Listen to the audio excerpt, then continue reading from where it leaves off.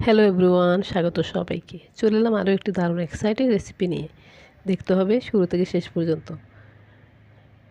বুঝতেই পেরেছেন আজকে কী রান্না হবে, তো দেখে নিন এক নজরে কী কী থাকছে।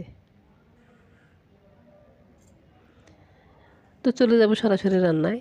চুলাতে আমি তেল দিয়ে দিয়েছি কড়াইতে। এখন 4-5টা মরিচ আমি ভালোভাবে ভেজে নেব লাল লাল করে।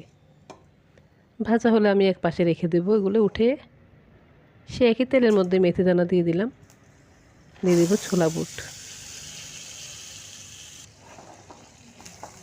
ভালোভাবে আমি সিদ্ধ করে নিয়েছিলাম।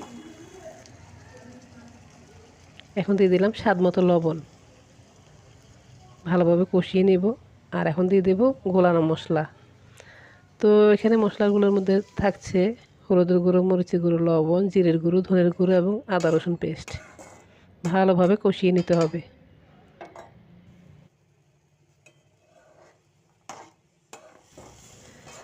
ভালোভাবে কষানোর মধ্যে আসলে রান্নার স্বাদ বেড়ে যায়। তো তেলটা উঠে এসেছে, আমি এখন দিয়ে দেব সেদ্ধ আলুগুলো।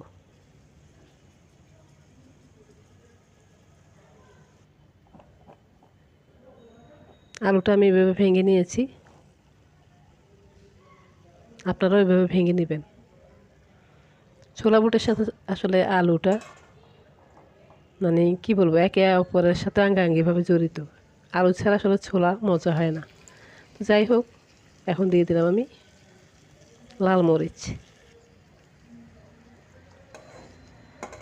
যেমন ঝাল লাগবে, দেখতেও সুন্দর লাগবে। এখন দিয়ে দেবো আমি কাঁচামরিচ। সবুজ এবং লাল উভয় মিক্স করে দিলাম। একটু ঝাল ঝাল হবে, দেখতেও ভালো লাগবে। এখন চুলার আঁচটা কিন্তু আমি কমিয়ে দিয়েছি। এ পর্যায়ে দিয়ে দিলাম কাঁচা পেঁয়াজ দিয়ে দিলাম। ছোলা বুটের সাথে আসলে কাঁচা পেঁয়াজ ভালো লাগে। আপনি যখন বাইট দিবেন তখন এই কাঁচা পেঁয়াজের ফ্লেভারটা অসাধারণ। আমার তো বেশ লাগে, আপনাদের কেমন লাগে? আর দিয়ে দিলাম দেশি ধনেপাতা। দেশি ধনেপাতার কথা কি বলবো, অতুলনীয়। বাজারে এখন হাইব্রিডও আছে। দেশি ধনেপাতা আসলে ফ্লেভারটা অন্যরকম। যাই হোক, এখন আমি দিয়ে দেবো আরও কিছুটা লাল মরিচ। দেখতে যেমন সুন্দর লাগবে, খেতেও সেরকম মজা। এখন দিয়ে দিলাম ক্ষীরা অথবা শসা। আমি দিয়েছি ক্ষীরা, বাজারে ছোটো ছোটো ক্ষীরা পাওয়া যায় মিষ্টি মিষ্টি, এগুলো দিয়ে দিয়েছি। আর দিয়ে দিলাম এখন চাট মশলা। মাখাবো আর গরম গরম খাবো। কেমন লেগেছে অবশ্যই কমেন্ট করে জানাবেন। আজ এই পর্যন্ত, আল্লাহ হাফেজ। ভালো থাকবেন সবাই।